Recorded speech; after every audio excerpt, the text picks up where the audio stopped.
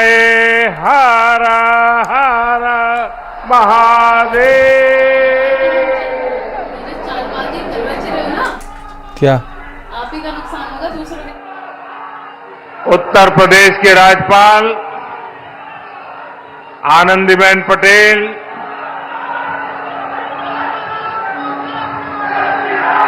मुख्यमंत्री श्रीमान योगी आदित्यनाथ, केंद्रीय मंत्रिमंडल के मेरे सहयोगी शिवराज सिंह चौहान, भागीरथ जी चौधरी, उत्तर प्रदेश के उप मुख्यमंत्री केशव प्रसाद मौर्य, ब्रजेश पाठक, विधान परिषद के सदस्य और भारतीय जनता पार्टी के अध्यक्ष श्री भूपेंद्र चौधरी जी, प्रदेश सरकार के अन्य मंत्रीगण, जनप्रतिनिधिगण और विशाल संख्या में आए हुए मेरे किसान भाई बहन, काशी के मेरे परिवारजनों,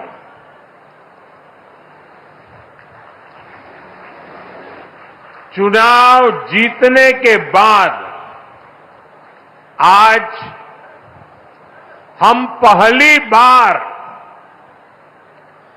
बनारस आयल है।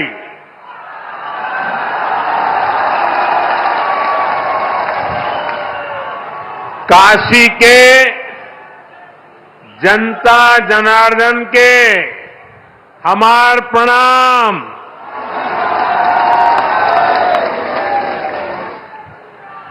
बाबा विश्वनाथ और मां गंगा के आशीर्वाद से, काशी वासियों के असीम स्नेह से मुझे तीसरी बार देश का प्रधान सेवक बनने का सौभाग्य मिला है। काशी के लोगों ने मुझे लगातार तीसरी बार अपना प्रतिनिधि चुनकर धन्य कर दिया है।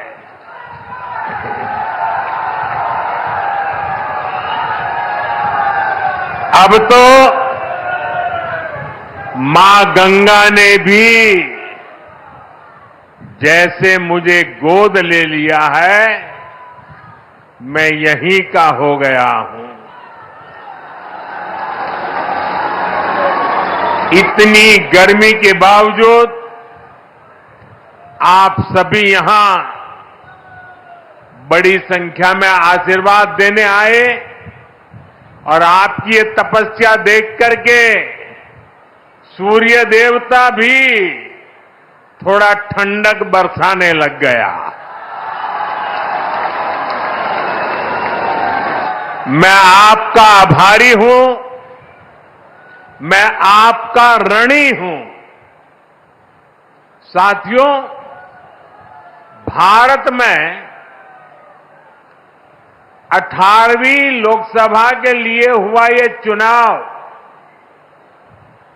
भारत के लोकतंत्र की विशालता को, भारत के लोकतंत्र के सामर्थ्य को, भारत के लोकतंत्र की व्यापकता को, भारत के लोकतंत्र की जड़ों की गहराई को दुनिया के सामने पूरे सामर्थ्य के साथ प्रस्तुत करता है। इस चुनाव में देश के 64 करोड़ से ज्यादा लोगों ने मतदान किया है। पूरी दुनिया में इससे बड़ा चुनाव कहीं और नहीं होता है। जहां इतनी बड़ी संख्या में लोग वोटिंग में हिस्सा लेते हैं। अभी मैं G7 की बैठक में हिस्सा लेने के लिए इटली गया था। G7 के सारे देशों के सारे मतदाताओं को मिला दे तो भी भारत के वोटर्स की संख्या उनसे 1.5 गुना ज्यादा है। यूरोप के तमाम देशों को जोड़ दें, यूरोपियन यूनियन के सारे मतदाताओं को जोड़ दें तो भी भारत के वोटर्स की संख्या उनसे 2.5 गुना ज्यादा है। इस चुनाव में 31 करोड़ से ज्यादा महिलाओं ने हिस्सा लिया है। ये एक देश में महिला वोटर्स की संख्या के हिसाब से पूरी दुनिया में सबसे ज्यादा है। ये संख्या अमेरिका की पूरी आबादी के आसपास है। भारत के लोकतंत्र की यही खूबसूरती, यही ताकत पूरी दुनिया को आकर्षित भी करती है, प्रभावित भी करती है। मैं बनारस के हर मतदाता का भी लोकतंत्र के एक उत्सव को सफल बनाने के लिए आभार व्यक्त करता हूं। ये बनारस के लोगों के लिए भी गर्व की बात है। काशी के लोगों ने तो सिर्फ एमपी नहीं बल्कि तीसरी बार पीएम भी चुना है। इसलिए आप लोगों को तो डबल बधाई। साथियों, इस चुनाव में देश के लोगों ने जो जनादेश दिया है वो वाकई अभूतपूर्व है।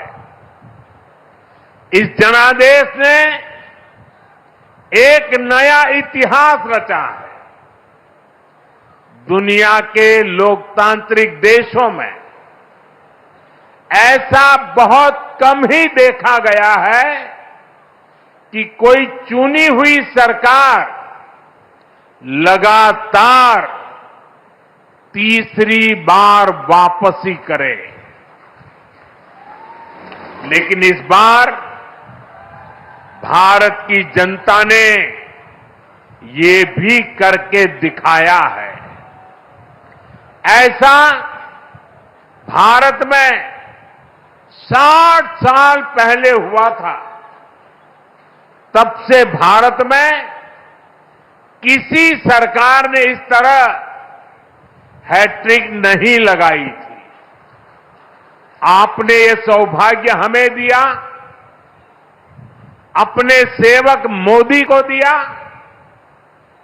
भारत जैसे देश में जहां युवा आकांक्षा इतनी बड़ी है, जहां जनता के अथाह सपने हैं, वहां लोग अगर किसी सरकार को 10 साल के काम के बाद फिर सेवा का अवसर देते हैं तो ये बहुत बड़ी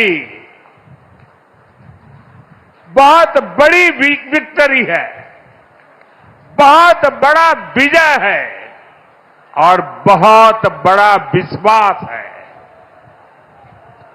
आपका ये विश्वास मेरी बहुत बड़ी पूंजी है। आपका ये विश्वास मुझे लगातार आपकी सेवा के लिए देश को नई ऊंचाई पर पहुंचाने के लिए कड़ी मेहनत करने की प्रेरणा देता है। मैं दिन रात ऐसे ही मेहनत करूंगा आपके सपनों को पूरा करने के लिए, आपके संकल्पों को पूरा करने के लिए मैं हर प्रयास करूंगा। साथियों, मैंने किसान, नौजवान, नारी शक्ति और गरीब, इन्हें विकसित भारत का मजबूत स्तंभ माना है। अपने तीसरे कार्यकाल की शुरुआत मैंने इन्हीं के सशक्तिकरण से की है। सरकार बनते ही सबसे पहला फैसला किसान और गरीब परिवारों से जुड़ा फैसला लिया गया है। देश भर में गरीब परिवारों के लिए 3 करोड़ नए घर बनाने हो या फिर पीएम किसान सम्मान निधि को आगे बढ़ाना हो, ये फैसले करोड़ों करोड़ों लोगों की मदद करेंगे। आज का ये कार्यक्रम भी विकसित भारत के इसी रास्ते को सशक्त करने वाला है। आज इस खास कार्यक्रम में काशी के साथ साथ काशी से ही देश के गांवों के लोग जुड़े हैं। करोड़ों किसान हमारे साथ जुड़े हुए हैं और ये सारे हमारे किसान माताएं, भाई बहनें आज इस कार्यक्रम की शोभा बढ़ा रहे हैं। मैं अपनी काशी से हिंदुस्तान के कोने कोने में, गांव गांव में आज टेक्नोलॉजी से जुड़े हुए सभी किसान भाई बहनों का, देश के नागरिकों का अभिवादन करता हूं। थोड़ी देर पहले ही देश भर के करोड़ों किसानों के बैंक खाते में पीएम किसान सम्मान निधि के 20,000 करोड़ रुपए पहुंचे हैं। आज 3 करोड़ बहनों को लखपति दीदी बनाने की तरफ भी बहुत बड़ा कदम उठाया गया है। कृषि सखी के रूप में बहनों की नई भूमिका उन्हें सम्मान और आय के नए साधन दोनों सुनिश्चित करेंगे। मैं अपने सभी किसान परिवारों को, माताओं बहनों को बहुत बहुत शुभकामनाएं देता हूं। साथियों, पीएम किसान सम्मान निधि आज दुनिया की सबसे बड़ी डायरेक्ट बेनिफिट ट्रांसफर स्कीम बन चुका है। अभी तक देश के करोड़ों किसान परिवारों के बैंक खाते में 3.25 लाख करोड़ रुपए जमा हो चुके हैं। यहां वाराणसी जिले के किसानों के खाते में भी 700 करोड़ रुपए जमा हुए हैं। मुझे खुशी है कि पीएम किसान सम्मान निधि में सही लाभार्थी तक लाभ पहुंचाने के लिए टेक्नोलॉजी का बेहतर इस्तेमाल हुआ है। कुछ महीने पहले ही विकसित भारत संकल्प यात्रा के दौरान भी 1 करोड़ से अधिक किसान इस योजना से जुड़े हैं। सरकार ने पीएम किसान सम्मान निधि का लाभ पाने के लिए कई नियमों को भी सरल किया है। जब सही नीयत होती है, सेवा की भावना होती है, तो ऐसे ही तेजी से किसान हित के, जनहित के काम होता है। भाई और बहनों, 21वीं सदी के भारत को दुनिया की तीसरी बड़ी आर्थिक ताकत बनाने में पूरी कृषि व्यवस्था की बड़ी भूमिका है। हमें वैश्विक रूप से सोचना होगा, ग्लोबल मार्केट को ध्यान में रखना होगा, हमें दलहन और तिलहन में आत्मनिर्भर बनना है और कृषि निर्यात में अग्रणी बनना है। अब देखिए, बनारस का लंगड़ा आम, जौनपुर की मूली, गाजीपुर की भिंडी, ऐसे अनेक उत्पाद आज विदेशी मार्केट में पहुंच रहे हैं। वन डिस्ट्रिक्ट वन प्रोडक्ट और जिला स्तर पर एक्सपोर्ट हब बनने से एक्सपोर्ट बढ़ रहा है और उत्पादन भी एक्सपोर्ट क्वालिटी का होने लगा है।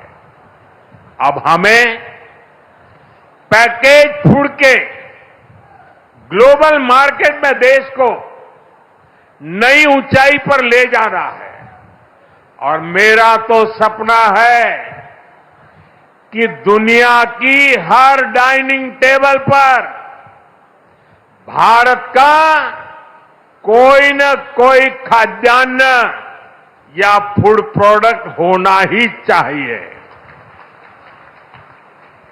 इसलिए हमें खेती में भी जीरो इफेक्ट, जीरो डिफेक्ट वाले मंत्र को बढ़ावा देना है।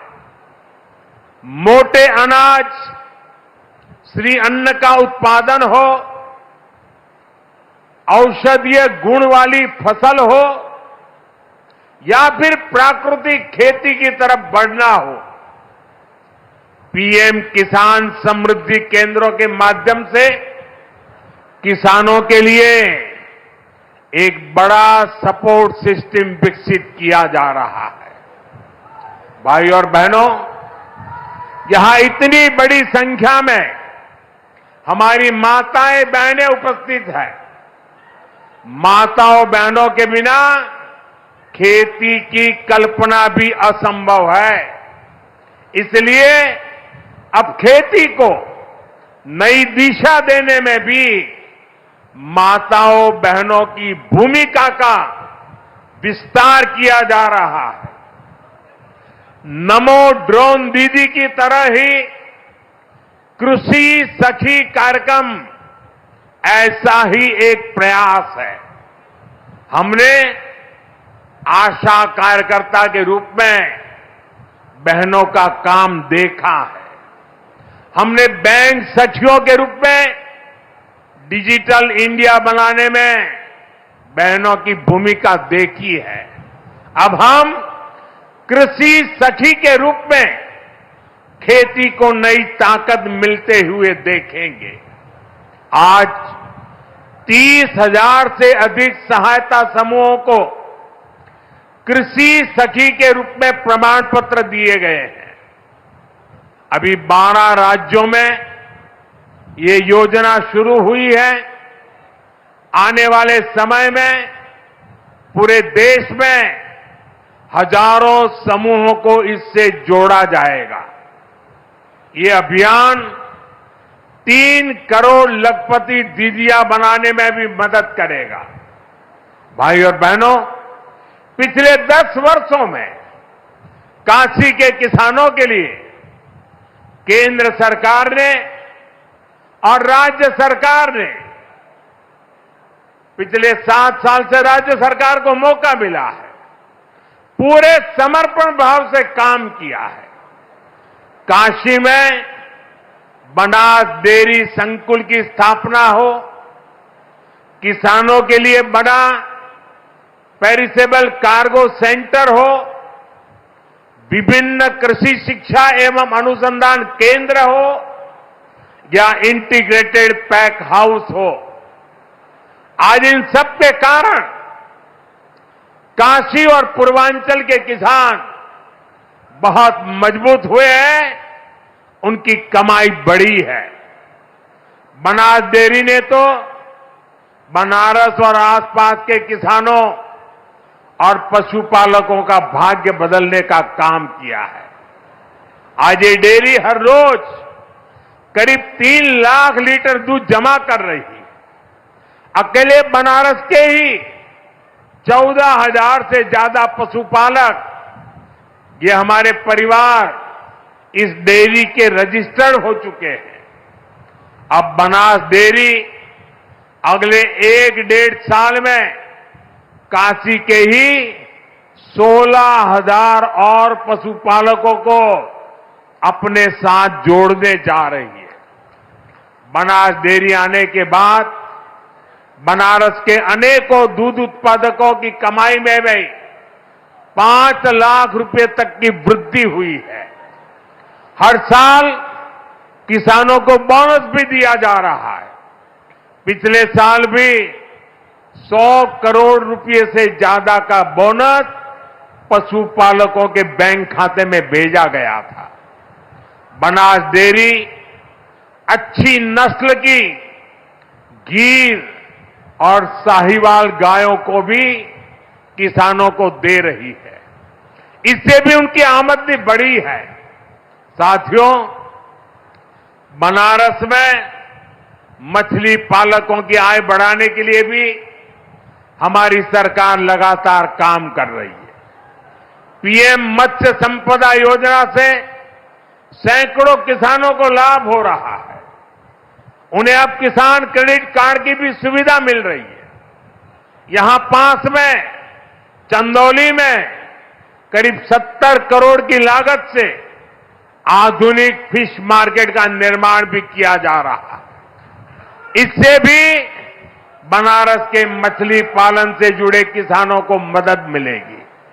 साथियों, मुझे खुशी है कि पीएम सूर्यघर मुफ्त बिजली योजना को भी बनारस में जबरदस्त सफलता मिल रही है।